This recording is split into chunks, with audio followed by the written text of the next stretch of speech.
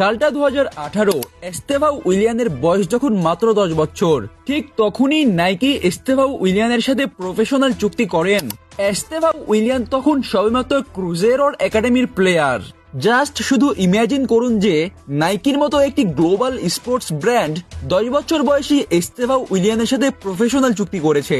এরপর নাইকি আবারও এস্তেভাও উইলিয়ানের চেয়েও কম বয়সী ফুটবলার হিসেবে মাত্র 8 বছর বয়সী ব্রাজিলিয়ান ক্লাব সান্তোসের একাডেমির প্রতিভাবান ফরওয়ার্ড কাওয়ান ব্রাসিলের সাথে 2021 সালের জানুয়ারির 27 তারিখ প্রফেশনাল চুক্তি করেন।